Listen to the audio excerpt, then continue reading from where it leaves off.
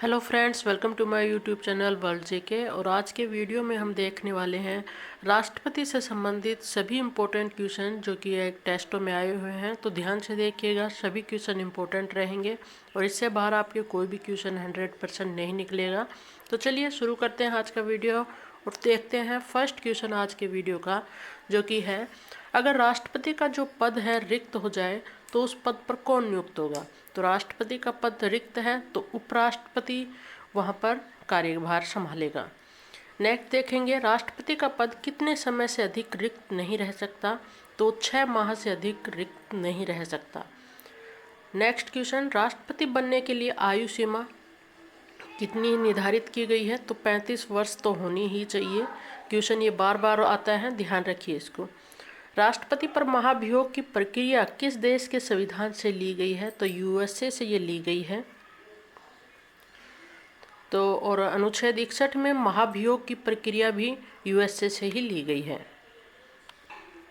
Next question, एकमात्र राष्ट्रपति जो निर्विरोध निर्वाचित हुए थे वो हुए थे 1977 में नीलव संजीव रेड्डी। क्वेश्चन आया हुआ है। सभी जो क्वेश्चन यहाँ पर हम आज के वीडियो में देखने वाले हैं वो सभी क्वेश्चन आए हुए क्वेश्चन हैं, तो इनको ध्यान से याद रख लीजिएगा।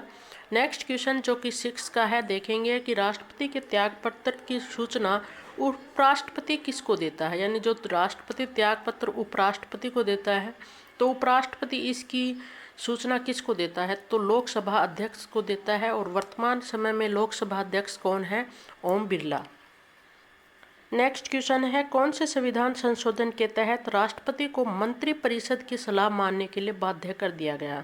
तो 42वां संविधान संशोधन था जिसके तहत राष्ट्रपति को मंत्रिपरिषद की सलाह मानने के लिए बाध्य कर दिया गया था। और 44वां संविधान संशोधन द्वारा राष्ट्रपति को मंत्रिपरिषद की सलाह को एक बार पुनर्विचार के लिए प्रेषित करने का अधिकार दिया गया। 42 में अधिकार यानी ये ऐसा कर दिया गया कि आप उसकी जो मंत्रिपरिषद की सलाह मानेंगे, ये ऐसा हुआ। और 44वें संविधान संशोधन में ऐसा किया गया कि एक बार आप उसको लौटा सकते हैं, लेकिन पुनर्विचार के लिए लौटा सकते हैं, लेकिन फिर भी अगर वही आता है सामने तो आपको उस सलाह को मानना पड़ेगा, उस पर अपने हस्ताक्षर करने पड़ेंगे। क्वेश्चन 8 का देखेंगे, राष्ट्रपति की शक्तियों से संबंधित अक्सर क्वेश्चन बनता है कि कौन कौन सी शक्तियां हैं। तो हम यहाँ पर वो शक्तियां देखेंगे यानी शपथ की देखेंगे कि किन किन को राष्ट्रपति जो है शपथ दिलाता है। तो प्रधानमंत्री को दिलाता है, मंत्रिपरिषद के अन्य मंत्रियों को दिलाता है, भारत के महान्यायवादी को दिलाता है शपथ, नियंत्रण महालेखा परीक्षक को शपथ दिलाता है राष्ट्रपति, उच्चतम न्यायालय के न्यायाधीश को, राज्यों के राज्यपाल को। याद रखना है, वेरी इंपॉर्टेंट, बार बार आया हुए क्वेश्चन है ये, यहाँ से निकल कर क्वेश्चन आता है कि किन किन को ये शपथ दिलाता है। उच्च न्यायालय के न्यायाधीश को, संघ लोक सेवा आयोग व राज्यों के संयुक्त लोक सेवा आयोग को ये शपथ दिलाता है, वित्त आयोग के अध्यक्ष को शपथ दिलाता है, निर्वाचन आयोग के सदस्यों और उसके आयुक्त को राष्ट्रपति महोदय जो है शपथ दिलाते हैं। और प्रेजेंट टाइम में कौन है राष्ट्रपति, वो है रामनाथ कोविंद। इसके अतिरिक्त अल्पसंख्यक तथा पिछड़ा वर्ग के अध्यक्षों को भी राष्ट्रपति महोदय जो है शपथ दिलाते हैं। नेक्स्ट क्वेश्चन देखेंगे 9 का, संसद द्वारा कोई विधेयक पारित किया जाता है तो किसके हस्ताक्षर के बाद ही वो कानून बनता है। तो वो राष्ट्रपति के हस्ताक्षर के बाद ही कानून बनता है। राष्ट्रपति राज्यसभा में कितने सदस्यों को मनोनीत करता है, पूछा जाता है। राज्यसभा में 12 को मनोनीत करता है, लोकसभा में 2 को। और राज्यसभा के 12 सदस्य विशिष्ट क्षेत्रों से संबंधित रहते हैं, जैसे कला, विज्ञान, इस साहित्य, इस प्रकार से। और लोकसभा के जो 2 हैं वो एंग्लो इंडियन से संबंधित होते हैं। नेक्स्ट क्वेश्चन है, कौन से विधेयक संसद में प्रस्तुत करने से पूर्व राष्ट्रपति की अनुमति आवश्यक होती है। तो कौन से ऐसे विधेयक हैं जिनको प्रस्तुत करने से पूर्व राष्ट्रपति की आवश्यकता होती है, यानी उनके हस्ताक्षर जरूरी हैं। तो राज्य की यानी किसी राज्य की सीमा का परिवर्तन करना है तो राष्ट्रपति की अनुमति लेना आवश्यक है। इसके अतिरिक्त कोई धन विधेयक है उस पर अनुमति लेना जरूरी है। राज्य में राष्ट्रपति शासन की घोषणा कौन करता है। तो राष्ट्रपति करते हैं वो। अधिकतम वर्ष की बात करें तो 3 वर्ष के लिए किया जा सकता है। राष्ट्रपति शासन कहीं पर कितने समय तक लग सकता है राज्य में? 3 वर्ष तक। ये ध्यान रखिए कि यहाँ पर राज्य की बात हो रही है, तो राज्य में राष्ट्रपति शासन की घोषणा करता है राष्ट्रपति, और अधिकतम वर्ष 3 वर्ष तक यहाँ पर लग सकता है। इससे अधिक लगने के लिए संशोधन करना अनिवार्य होता है, तो ये ध्यान रखिए थोड़ा। नेक्स्ट क्वेश्चन है कि राष्ट्रपति चुनाव के लिए प्रस्तावक एवं अनुमोदकों की संख्या कितनी होती है? तो ये 50-50 होती है। राष्ट्रपति की यानी जो राष्ट्रपति हैं किस सूची के विषय पर अध्यादेश जारी कर सकता है? तो संघ और समवर्ती सूची पर अध्यादेश जारी कर सकते हैं, राज्य सूची पर नहीं कर सकते हैं। भारत के राष्ट्रपति का चुनाव कौन संचालित करता है? यानी जो चुनाव संबंधी कार्य हैं वो कौन संचालित करता है? तो निर्वाचन आयोग संचालित करता है।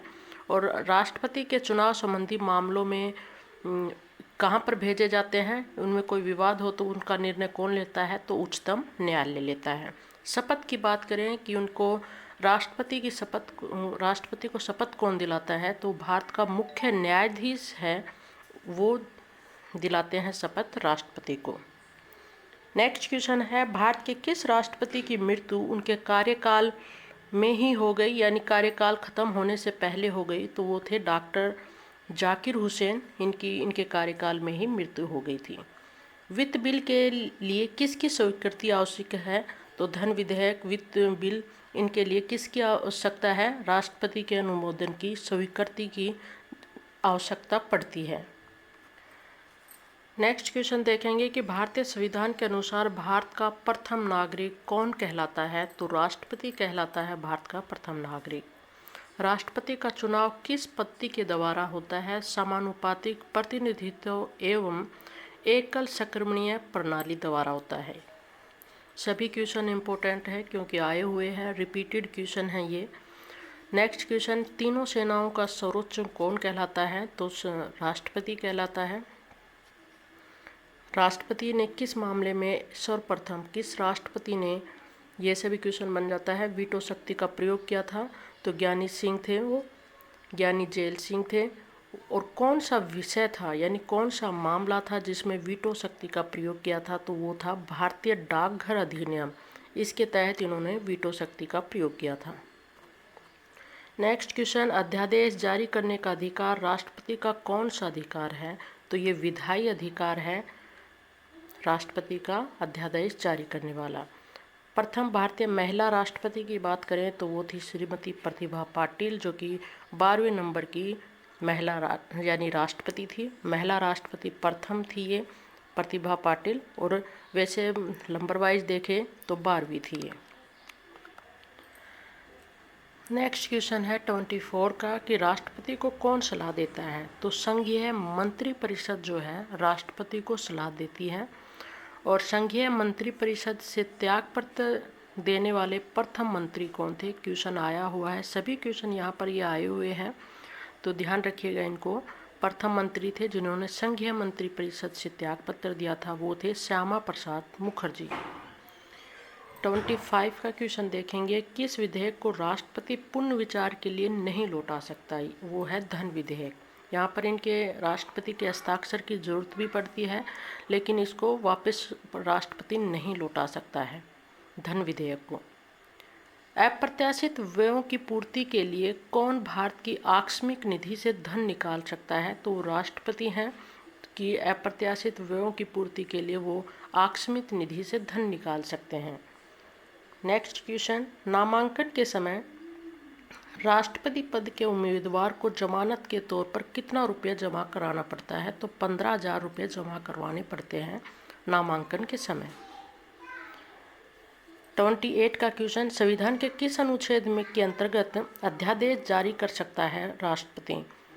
तो कौन से अनुच्छेद में है? वो है 1, 2, 3। ऐसे याद आसानी से होगा, याद रखिए 1, 2, 3 ऐसा अनुच्छेद है। इस अनुच्छेद में बताया गया है कि अध्यादेश जारी कर सकता है राष्ट्रपति। 29 का क्वेश्चन है, कौन से राष्ट्रपति कुछ समय के लिए गुटनिरपेक्ष आंदोलन के महासचिव भी रहे थे? तो वो थे ज्ञानी जैल सिंह। आज के क्वेश्चन वीडियो का लास्ट क्वेश्चन देखेंगे। भारत में संघ राज्य क्षेत्रों का प्रशासन किसके द्वारा संचालित होता है? तो ये संचालित होता है राष्ट्रपति के द्वारा। तो आज के वीडियो में इतना ही। सारे क्वेश्चन इम्पोर्टेंट हैं, सभी क्वेश्चन आए हुए हैं, आप इनको याद रख लीजिएगा। इनसे बाहर आपका कोई भी क्वेश्चन नहीं निकलेगा। तो नेक्स्ट वीडियो में एक बार फिर से मिलेंगे। वीडियो अच्छा लगा हो तो लाइक ज़रूर कर दीजिएगा और चैनल को सब्सक्राइब कर लीजिएगा।